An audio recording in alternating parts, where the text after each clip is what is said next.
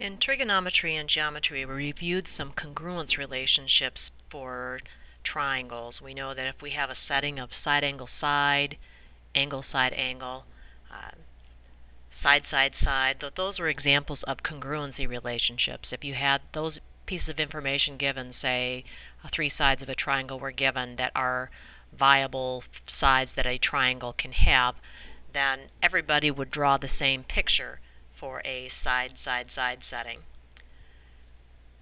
Now we have in the notes on the short side, long side angle that this is known as the ambiguous case of the side, side angle setting. The directions tell us to draw a triangle ABC with the given information. I've done that. I've drawn my triangle so that I had a 30-degree angle at my angle A. I made my side C be 6 centimeters long and didn't know how long to make this side that's going to end up being opposite of B. And I find that if I want the side opposite angle A, which is little a, to be 2 centimeters long, I'm going to have a lot of difficulty. I can't make this side touch, so I can't make this triangle. So the key thing we have to remember is when we're given this side-side angle situation, if the side opposite the given angle is given to us as shorter than the other side, we can't always manufacture this triangle. So in our case, that's why we have it called the ambiguous case, that we don't know just by looking at the numbers exactly what our situation will be. So short side, long side angle can give you a situation in which you can't draw the triangle. Now let's say we had just sketched this and not drawing this out to scale, and we thought we could draw the triangle. So you thought you could draw a triangle, which might be a right triangle, probably wouldn't be a right triangle if you were just guessing. And I had this be 30 degrees, this be 6 centimeters.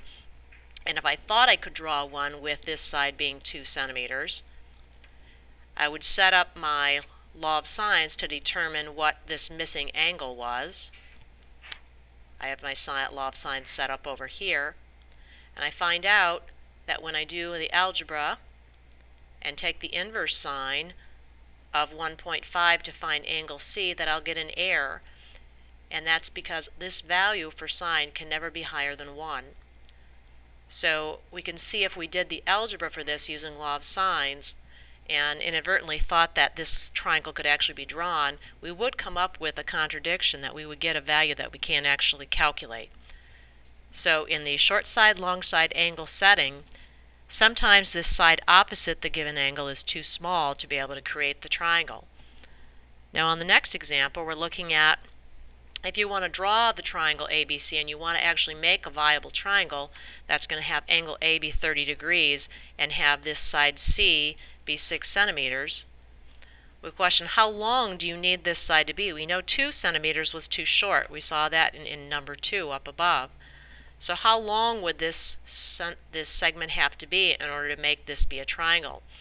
And we can see that the length here would have to be, the smallest it could be is what would be equivalent to the height of this triangle. So if we drop straight down, that would be the shortest that this side A could possibly be.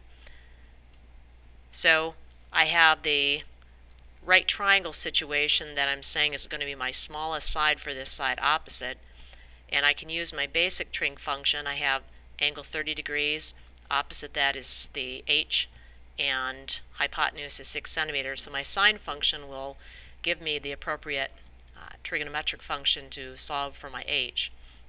I found out that the height would have to be 3 centimeters. So if you wanted to have a viable triangle that would have this angle be 30 degrees, this side be 6 centimeters, and if this side is going to be shorter than 6, the side would have to be at least 3 centimeters long to be able to make this triangle. Now we can be longer than 3 centimeters and we can draw it, but if it's shorter than 3 centimeters, we won't be able to draw this triangle. Now we move down to the next situation, and we're continuing with looking at the triangular situation where the side opposite the given angle is shorter than the side that's adjacent. And so I tried to draw this once again for the setting of having this angle A be 30 degrees. I wanted in all three of these questions, having side C be 6 centimeters. And I found that if I let the side opposite A be 4 centimeters, that I knew it wasn't going to be at a right angle. That's if the side length here was 3 centimeters. And I used a protractor actually, or a compass, excuse me, and put the edge of the compass here and had the arc move out to be 4 centimeters. And I found that this point would cause me to have a 4 centimeter side opposite my angle A, as well as this point. So I actually get two triangles in this setting. So to kind of summarize, and I have lots of numbers here that we'll look at in a second, if I have the short side, long side angle, so the side that I'm given opposite the angle given is shorter than the adjacent side, I can have a situation in which this will not form a triangle because this is not long enough, or I can have a setting where this side is shorter than my adjacent side, but it's just long enough to produce one triangle, and that would be the right triangle. Or if this side is longer than the height but shorter than the adjacent side, I will actually have a setting just like this every time where I'll produce two triangles. And so one of them will have an obtuse angle here, and if I swing the arc over here, extend this length out, I'll have this triangle. And see, in both settings I have the 4 centimeters, 6 centimeters, this is my angle 30. I have my 4 centimeters, my 6 centimeters, and my angle 30. So both of these triangles are actually legitimate triangles for that setting. This is not a congruency relationship. It's not like side angle side or angle side angle or side side side where you can prove two triangles are congruent. If I give you this information and I ask you to draw the triangle, you actually have two triangles to draw, not one. So how does that work out in the algebra, and how do you find all that information?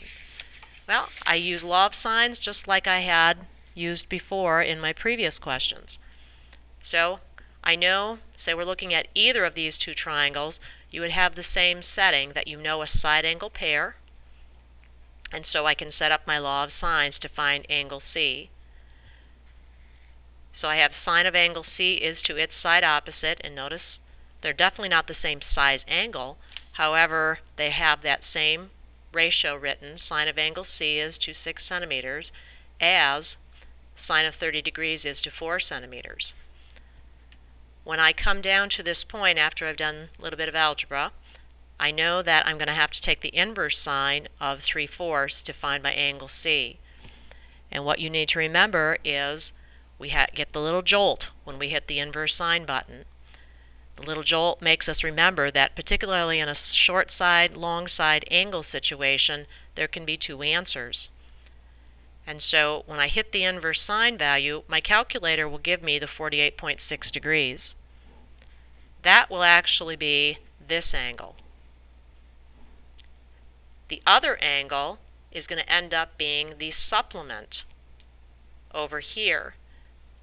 And we can see that if I kind of move this triangle and plop it into this picture over here, that this was also 4 centimeters. These two sides being the same would create an isosceles triangle. This angle and this angle would be the same. We already measured this angle, or found this angle with law of sines to be 48.6 degrees, as would this be 48.6 degrees, which means this angle would be the supplement of that and would be 131.4 degrees. So this angle is 131.4 degrees. We can do some arithmetic to calculate that this missing angle up here is the 18.6 degrees. And then I had to do a law of sines again to go back and figure out how long this missing side was down here of B1. That calculation is shown over here. Now to solve the other triangle, we know from our original law of sines that we got this angle to be 48.6 degrees.